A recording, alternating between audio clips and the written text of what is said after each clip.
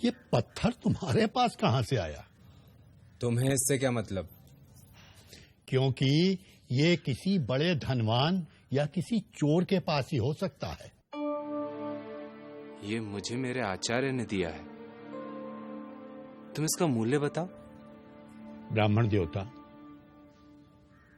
मैं तो एक मामूली जौहरी हूं। शायद बड़े बड़े जौहरी भी इसका सही मूल्य नहीं आंक पाएंगे। जितना मैंने अपने बाप दादाओं से सीखा है, उसके आधार पर कह सकता हूं कि यह एक दुर्लभ रत्न है। जरूर किसी सम्राट ने गुरु दक्षिणा में तुम्हारे आचार्य को यह रत्न दिया होगा। इस गांव में तो क्या, राजधानी में भी मुश्किल से कोई इसका मूल्य दे पाएगा या खरीद पाएगा। जौहरी इसे बहुमूल्य बता रहा था, और दूसरों के लिए ये पत्थर। आपने जानते हुए कि ये मूल्यवान है, मुझे इसे दूसरों के पास बेचने के लिए क्यों भेजा आचार्य? ताकि तुम ओम का मूल्य जान सको। जैसे इस पत्थर का मूल्य हर कोई नहीं जान सका, यानी इसका मूल्य गुप्त है, हर कोई उसे नहीं आंक सकता। केवल पारखी आंखें ही पहचान सकी कि यह पत्थर नहीं, रत्न है। उसी तरह ओम भी एक रत्न है जिसका मूल्य गुप्त है। जो नित्य ओम जप रहे होते हैं, वे भी इसका मूल्य, इसका रहस्य नहीं जान पाते। जो नित्य ओम जप रहे होते हैं, वे भी उसका मूल्य, उसका रहस्य नहीं जानते। यह कैसे संभव है सूत्रधार? है ना मजेदार बात? शायद इसीलिए ओम का महत्व समझाने के लिए पुराणकारों ने एक अद्भुत कथा की रचना की। भारतीय पौराणिक परंपराओं के जाने पहचाने पात्र और कथा ओम के अर्थ की। प्रजापति, प्रजापति, प्रणाम प्रजापति। मुझे आपसे एक प्रश्न पूछना है। पहले सांस तो ले लो। पूछो, क्या पूछना है? सभी कहते हैं कि प्रजापति के पास सारे प्रश्नों का उत्तर है।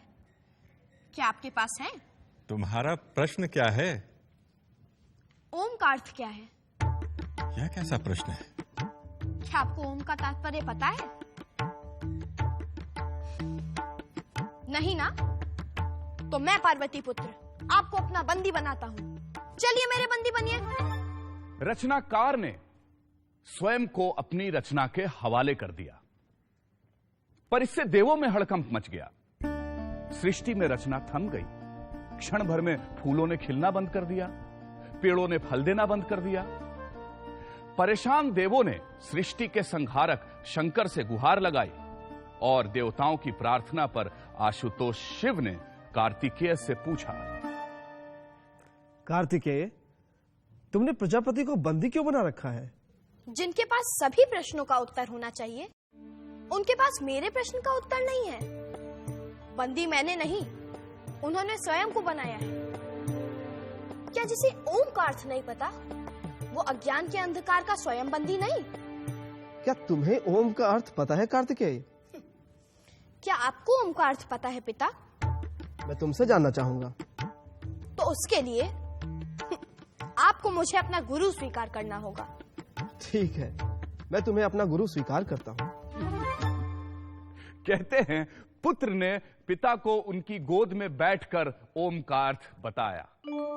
देवताओं के सेनापति कार्तिकेय ने भगवान आशुतोष को ओम का जो अर्थ बताया है, वह मैं तुम्हें बता रहा हूं। ओम एक अक्षर है, एक शब्द है। यह ध्वनि या नाद भी है। ओम में 3 ध्वनियां हैं जिन्हें मात्रा कहा जाता है। वे हैं अ, उ और म। जब अ और उ मिल जाते हैं तो ओ बनता है, और जब इस ओ से म जुड़ जाता है तब ओम बनता है। किसी भी व्यक्ति की, चाहे उसकी मातृभाषा कोई भी क्यों ना हो, जब वह उच्चारण के लिए मुंह खोलता है तो स्वाभाविक अकार की ध्वनि ही निकलती है, और जब वह उच्चारण के अनंतर मुंह बंद करता है तब केवल मकार की ध्वनि सुनाई पड़ती है। और जब वह ओटों को पास लाकर मुंह को आधा खुला और आधा बंद रखता है, तब ऊकार की नैसर्गिक ध्वनि सुनाई पड़ती है। यानी जब मुंह खोलते हैं तो अ, मुंह बंद करते हैं तो म, और दोनों के बीच ऊ की ध्वनि सुनाई देती है। इसलिए सारी भाषाओं की सारी ध्वनियां, चाहे वे स्वर हों या व्यंजन, वे सब ओंकार के अंतर्गत ही आती हैं। इसलिए ओम विशिष्ट वैश्विक ध्वनि है।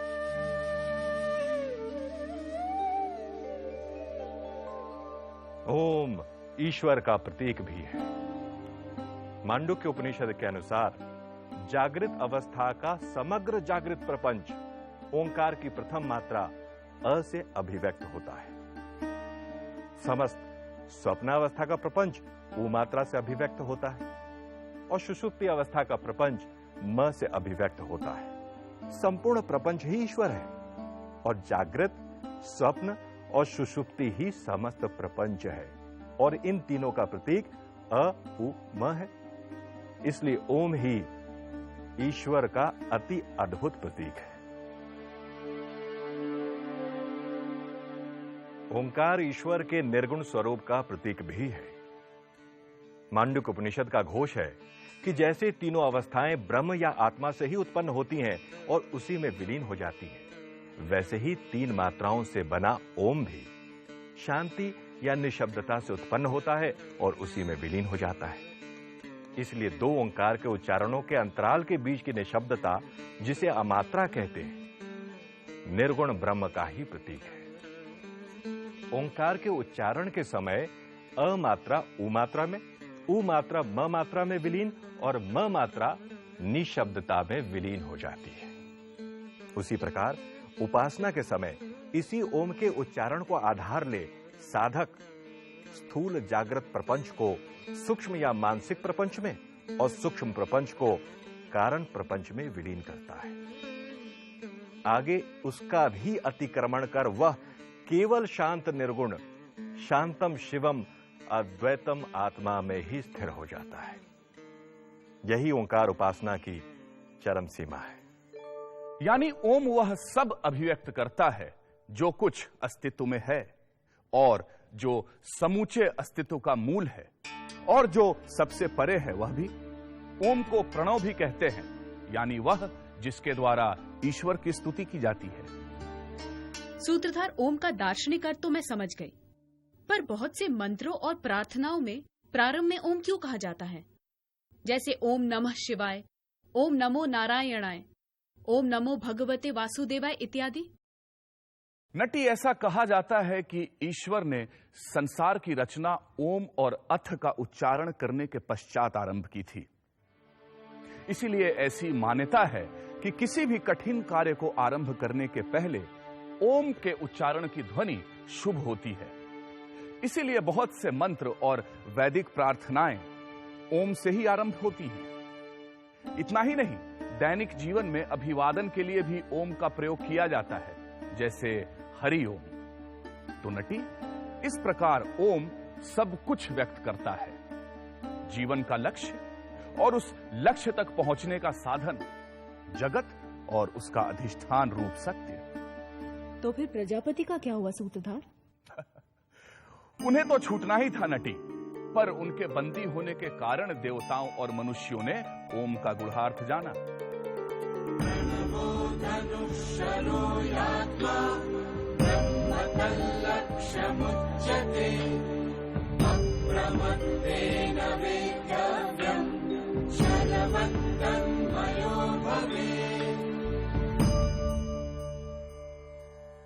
ओमकार धनुष है, जीवात्मा बाण है और अक्षर ब्रह्म उसका लक्ष्य कहा गया है। बड़ी सावधानी से उस लक्ष्य का वेध करना चाहिए और लक्ष्य वेध के बाद बाण के समान लक्ष्य के साथ एक हो जाना चाहिए। यस्य प्रसादात् भवमङ्गलार्था प्रसूतगङ्गोपनिषत् विशुद्धा समर्पयामो गुरुचिन्मयाय भूयात् प्रसन्नः स शिवस्वरूपः भूयात् प्रसन्नः स शिवस्वरूपः भूयात् प्रसन्नः स शिवस्वरूपः